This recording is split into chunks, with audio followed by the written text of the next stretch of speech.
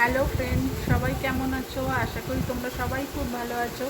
আমিও খুব ভালো আছি, খুব হ্যাপি আছি। তোমরা আগের ব্লগে যেরকম দেখেছো আমি বাড়িতে সত্যনারায়ণ পুজো দিয়েছি, যেটা তোমাদের সাথে শেয়ার করেছি। অ্যাকচুয়ালি পুজোটা দেওয়ার কারণটাই এটা ছিল, মানে তোমাদের আমি আগেও শেয়ার করেছি যে আমি এই বাড়িটায় নতুন শিফট করেছি।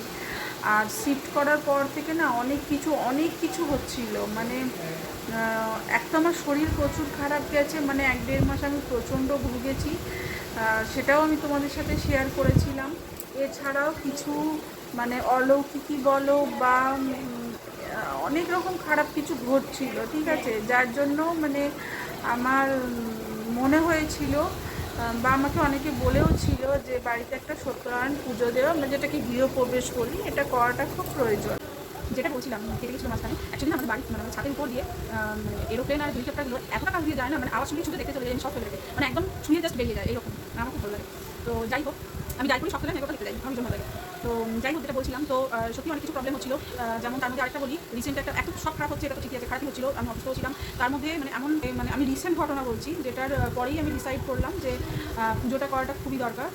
তার মধ্যে হচ্ছে 1 নম্বর হচ্ছে রামনবমীর দিনকে, ঠিক আছে, রামনবমীর দিনকে মানে আমার খুব বড় একটা অ্যাক্সিডেন্ট হয়। যেটা হচ্ছে আমি টোটো করে আসছিলাম, তো টোটোতে আমি একাই ছিলাম, আর টোটোটা স্পিডেই ছিল। তো টোটোর চাকা পুরো স্পিডে থাকাকালীন টোটোর চাকা পুরো খুলে বেরিয়ে গেছে, আর আমি একদম ফল্ট খেয়ে একটা সামনের দোকানে, সেটা নিয়ে আমি 15 দিন ভুগেছি। তো সেটা থেকে মোটামুটি ঠিক এখনও হয়নি, তার কারণ হচ্ছে এখনও আমার কোমরের ওষুধ চলছে। আর সেটা থেকে ঠিক হতে না হতেই পুরোপুরি তখন হলাম কি হলাম না। আর গ্যাস একদিন এরকম হয়েছে, হঠাৎ গ্যাস জ্বালিয়ে দিয়ে আমি রান্নাটা বসিয়ে ঘরে বসে আছি, তো হঠাৎ দেখলাম মানে গন্ধ ছাড়ছে, খুব পোড়া গন্ধ ছাড়ছে, ধোঁয়া বেরোচ্ছে। তো আমি তখন দৌড়ে গিয়ে দেখি গ্যাসের যে উপরে যে বার্নারটা জ্বলে না, ওটা নিভে গেছে। নিচেটা গ্যাসের যে থাকে ওই জায়গাটা পুরো জ্বলছে, মানে পুরো জ্বলে গেছে। আর যদি 2-3 মিনিট দেরি হতো গ্যাসটা বাস্ট করে যেত।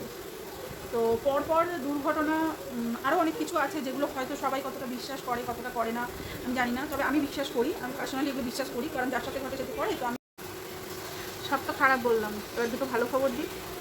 সেটা হচ্ছে 1 নম্বর ভালো খবর হচ্ছে এই যে আমরা অনেক দিন ধরে চেষ্টার পর লাস্টে জিওর কানেকশানটা পেয়েছি, ওয়াইফাইটা।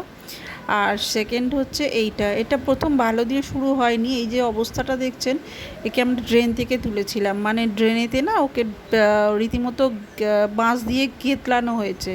তারপর যাই হোক তুলে এনে ওকে অনেক কষ্টে আমরা সেবা টেবা করে মোটামুটি খাইয়ে টাইয়ে সুস্থ করেছি। কিন্তু পাড়ার লোকের জ্বালায়, মানে ওদের বক্তব্য হচ্ছে ওর মায়ের কাছে ফিরিয়ে দেওয়া। তো যাই হোক, এত করে যখন সবাই বললো ওর মায়ের কাছে ফিরিয়ে দিয়েছি, ফিরিয়ে দিতামই, কিন্তু আমি চেয়েছিলাম আর একটু সুস্থ হয়ে যাক তারপর ফিরিয়ে দেবো। যখন মারা হচ্ছিলো তখন কিন্তু কেউ ছিল না, কেউ বেরিয়ে তাকে বাঁচায়নি, কিন্তু আমি যখন বাঁচালাম তখন এসে সবাই জ্ঞান দিতে শুরু করলো মায়ের বাচ্চাকে মায়ের কাছে ফিরিয়ে দেওয়া। ঠিক আছে, ফিরিয়ে দিলাম। তো খারাপ লাগছিল, আর ইচ্ছা ছিল যে আরও একটু সুস্থ হোক, কিন্তু পাড়ার লোক এতটাই অতিষ্ঠ করলো, তো দিয়ে দিতে হলো। কিন্তু যখন ওকে বাস দিয়ে গিতলে তোলা হচ্ছিলো না ড্রেন থেকে, তখন কিন্তু কারোর মায়া হয়। কিন্তু যেইমাত্র আমি তুলে এনে আমরা আর কি আমার বড় ছেলে মেনলি তুলে এনেছে, তখন সুস্থ হলো, সবার মায়া যে গেলো। যাই হোক, তো একে দেওয়ার পর না আমার ছেলেরা খুব ভেঙে পড়েছিল, যার জন্য আবার এনাদের আনা হয়েছিল। এই যে এনাদের দুজনকে, এনারা দুজন তো আর এক ভাই আমাকে পাগল করে দিয়েছে। 24 ঘন্টা ছিল, আমি পাগল হয়ে গেছি। 24 ঘন্টা পর এনাদের আবার ফ্যামিলির কাছে ফেরত দিয়ে আলাম অনেক হয়েছে, আমার আর দরকার নেই।